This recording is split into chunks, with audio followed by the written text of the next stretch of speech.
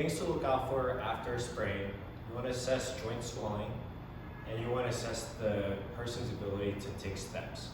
If there's significant swelling or things to look out for after a sprain: assess joint swelling and assess the patient's ability to take steps.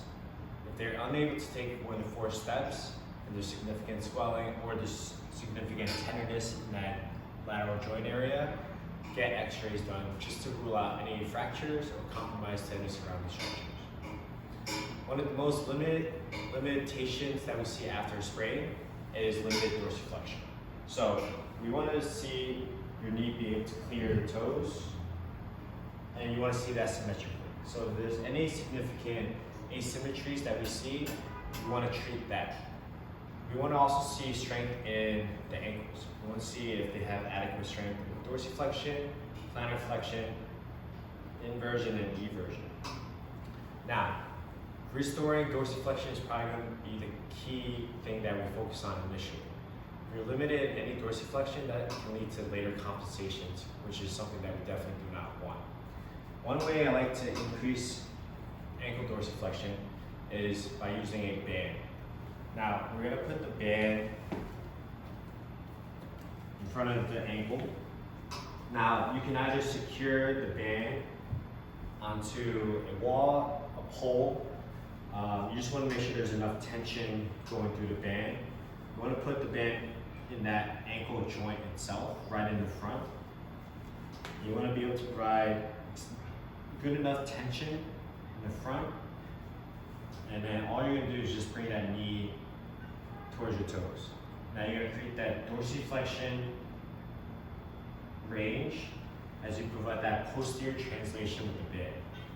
Now you can either have someone help you, or again, have that secure onto a pole, or you can hold on to this yourself. And then now you're just going to rock back and forth. Hold there for about 3 seconds, and rock back. Do that for 10 reps. Again, the point of this is to restore that dorsiflexion range of motion, making sure that we have adequate range moving forward. Like we said, we want to also improve ankle plantar flexion, because that's going to help with that jumping momentum that we need later on. So one of the early ones I like to start off with is a soleus raise.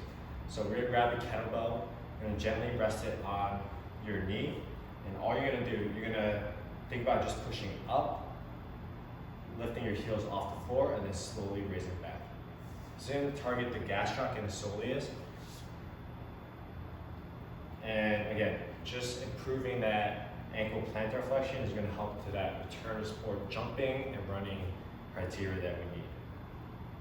For this, go for about 3 sets of 10, and then as the weights become easier, you want to progress the weight and then gradually move on to standing exercises.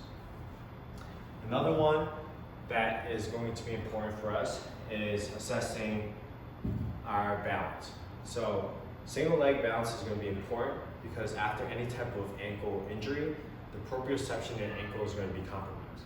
So we want to make sure that the patient or client has adequate single leg balance.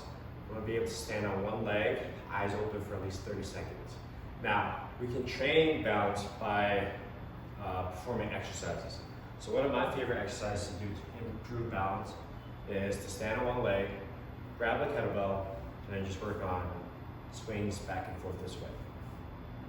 Now, as you swing the ankle or the kettlebell back and forth, it's going to force your inverters and your everters to work to stabilize at that angle. Shaking is going to be understandable at this point, just because you're working those intrinsic muscles to really get that stronger. And then from there, we want to also gradually improve hip and knee strength as we rehab the ankle.